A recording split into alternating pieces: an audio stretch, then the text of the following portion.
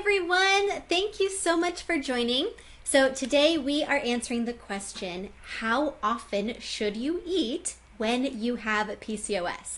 So comment below what you think the best answer to this question is. I'm super curious what you guys think. How often do you think someone should eat when you have PCOS with everything that you know so far? I am guessing that we are going to see the full spectrum of answers on this one. So if this is the first time that you're watching one of my videos, I'm Molly. I'm the nutritional therapy practitioner over at parsleyandpumpkins.com, where I teach women with hormonal disorders and menstrual cycle issues simple shifts that they can make so that they can bring their hormones back into balance, have easy, pain-free periods, and get pregnant naturally. That is the goal that I have for all my clients. So today we're asking the question, how often should you eat when you have PCOS? And this is an important question to ask because there are so many different viewpoints on this. So comment below what you guys think, because I really think we're going to see the gamut on this. So the reason we have so many viewpoints is back in the 90s, there was this popular idea that it was best to snack throughout the day, right? We've all heard that. We've seen countless magazine articles on the benefits of grazing throughout the day. And we were told that this would keep our blood sugar stable because you're having this constant supply of energy coming in, right? So if you're constantly bringing in energy, then we were told this is going to keep your blood sugar stable. A lot of us grew up hearing this. Now, on the other side of things, we have this new idea called intermittent fasting. Some of you have probably heard of it. For some of you, this might be a brand new idea. But this has gained a lot of attention in the last couple of years. It's a very popular idea. And the concept here is that you have a window of time during the day in which you eat, and you do not eat outside of that window. So intermittent fasting, right? You're having this period of time where you eat and then a period of time where you're fasting, which doesn't have to be a big thing, right? Our name breakfast is breaking the fast. Most of us fast during the night. So what we're doing with intermittent fasting is just being specific about those times in which we're eating or when we're fasting. So the idea behind this method is that it also keeps your blood sugar stable by activating your body's own mechanisms to manage its own blood sugar, right? This is the concept that you do not need to be eating all day long because your body has built-in systems to regulate its own blood sugar. So these two ideas are complete opposites, right? We've got grazing all day long, and then we have intermittent fasting, eating in this window, yet they both claim to be beneficial because they regulate blood sugar. And regulating blood sugar is a vital part of recovering from PCOS.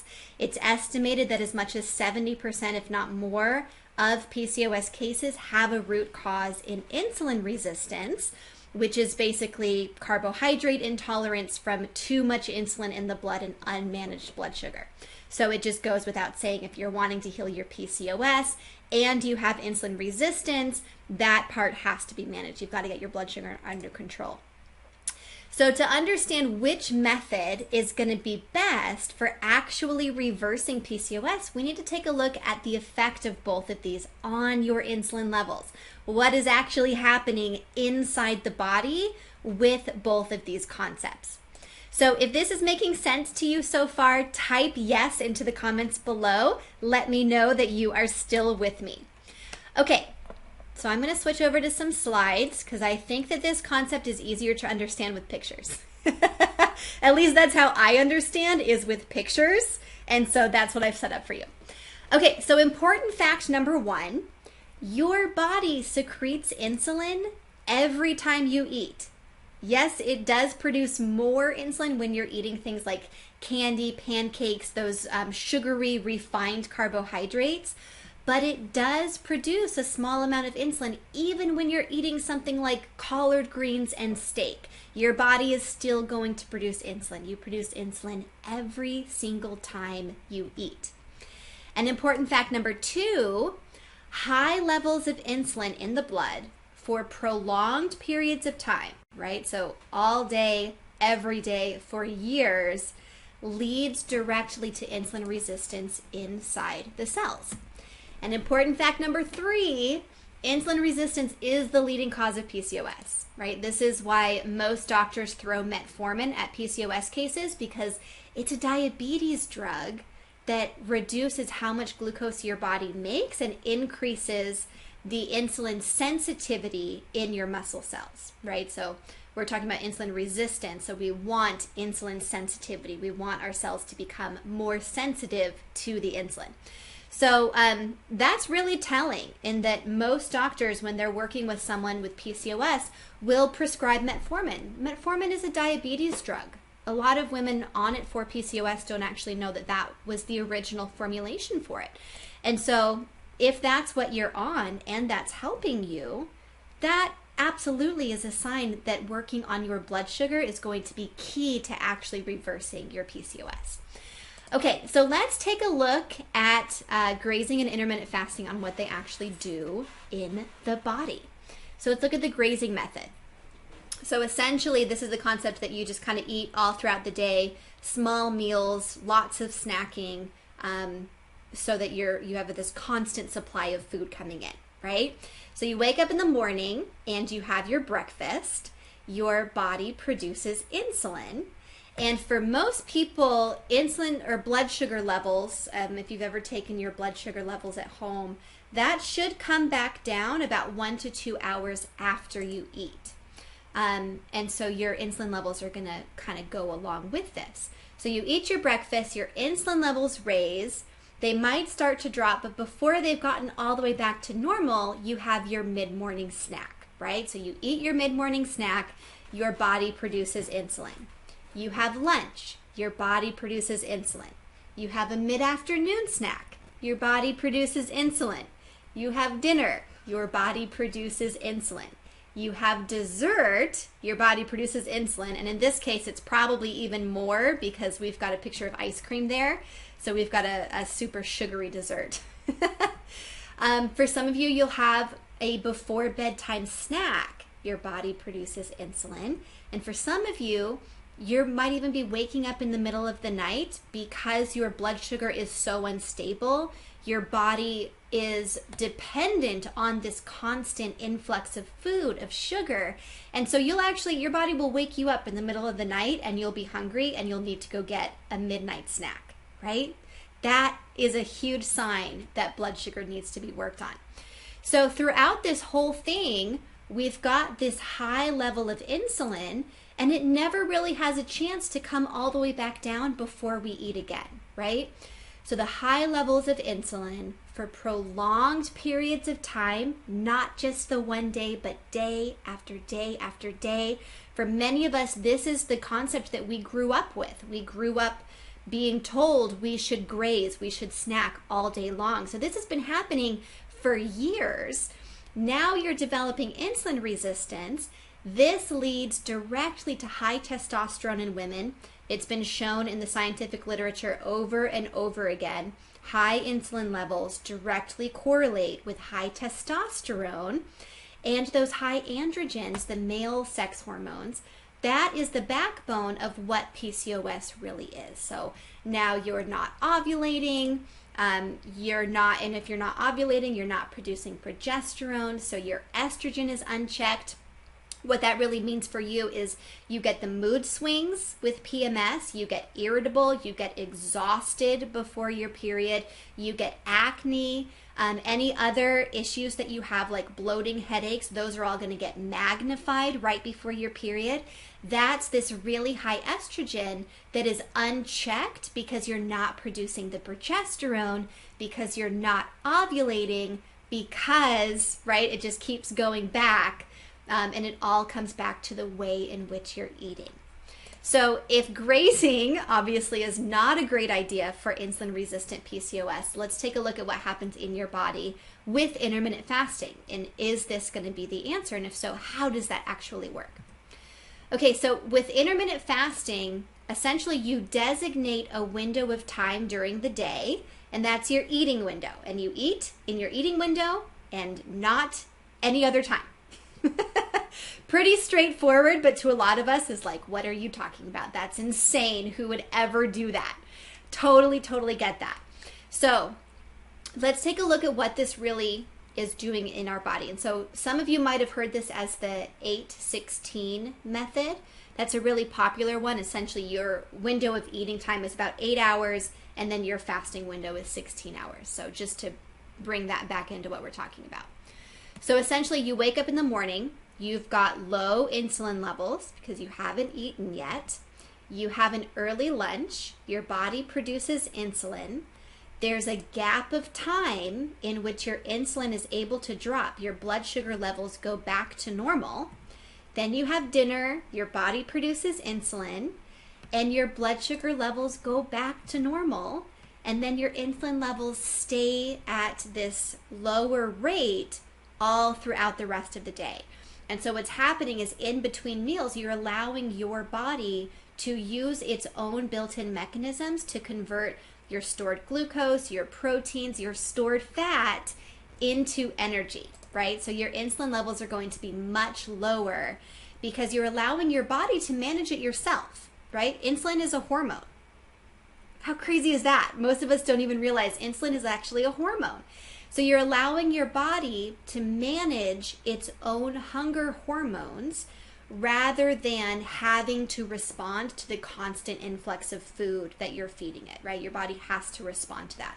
And so your blood sugar levels are going to be much more stable. Your insulin levels are going to be much lower. So a really important thing to note here is that intermittent fasting is not calorie restriction, right? I'm sure a lot of you thought that when you first heard of this concept was you're basically starving yourself.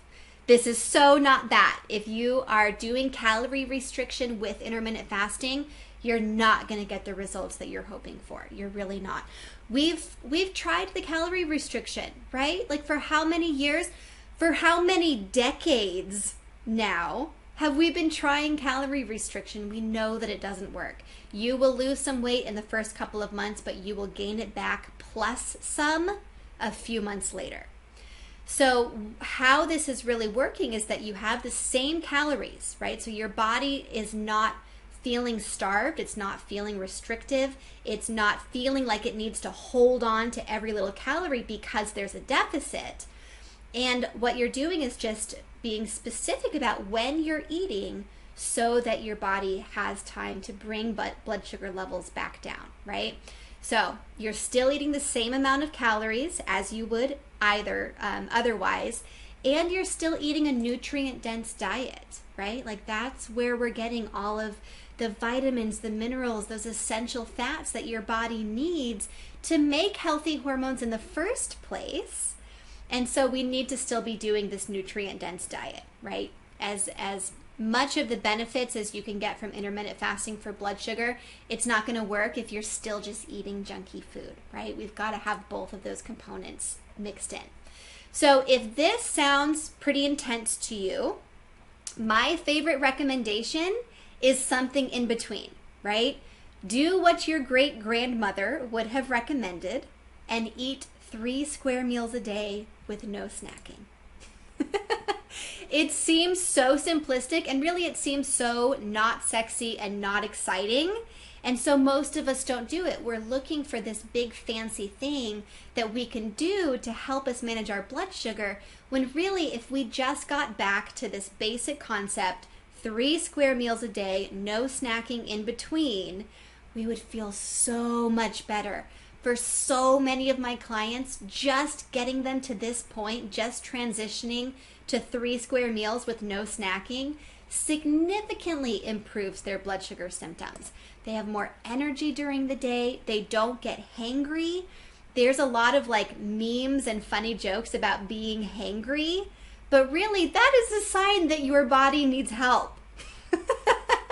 Humans should not like lose their temper if they haven't eaten lunch. Like that is not, it's funny because we can all relate to it. Like we've all had that moment together, but it's also a sign that your blood sugar needs to be balanced. So just switching to this, they're not getting hangry before lunch. They're not irritable before meals. They're much more even keeled. I've even had clients who they don't recognize that they were irritable or getting hangry, but once they start making these shifts in their diet, their coworker or their spouse or their parent will comment to them like, wow, you seem in such a better mood lately. And they're like, really? I don't feel any different. But really, it's your blood sugar is stable, and so you're not having this super short fuse where you're going to blow up in any minute because your body is like needing this energy. It's really, really amazing. And so from here, once you're doing just 3 meals a day, you can play around with some of these other things. You can play around with doing a more traditional intermittent fasting. And that could even be a really good idea if you do have significant weight to lose, right? This is how we activate the body's mechanisms for turning stored fat into energy so that you're burning the fat. The big difference here is that you're not calorie restricting.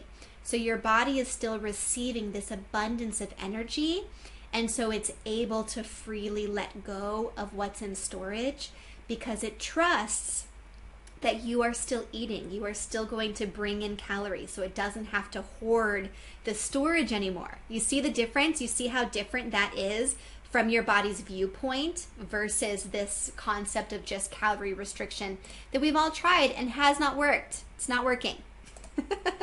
Okay, so this is kind of a general overview of how some of these ideas work. So if you want some more specific help on figuring out what is right for your situation or for your body, come do a free mini session with me.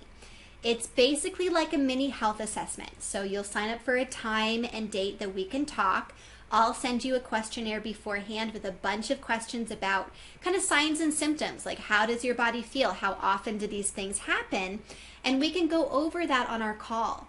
So on a free call like this, you know, we can't go super in depth into like exactly what you need to be doing. We can't solve all of your problems on a free 30-minute call, but you will walk away with a much clearer picture about the underlying issues that are affecting your hormones and affecting your fertility. So you have this clearer picture, right? You have like an actual window into what's happening inside your body. So go to parsleyandpumpkins.com and schedule a free mini session with me. I would love to help you with this. And if you enjoyed this video, please click on the like button below, share this out with your friends, and tune in next Monday. We are going to talk about how you can improve fertility, PCOS, and your uterine health using vaginal steaming at home. This is a really hot topic. I absolutely love it. I feel like the last like 10 people that I've talked to, I've recommended this to them. And so I realized it was time to do some videos and blog posts about this so that everyone else can get the same information too. So be sure to follow parsleyandpumpkins.com so that you'll get notified for those. And I will see you guys next Monday. Have a fabulous week.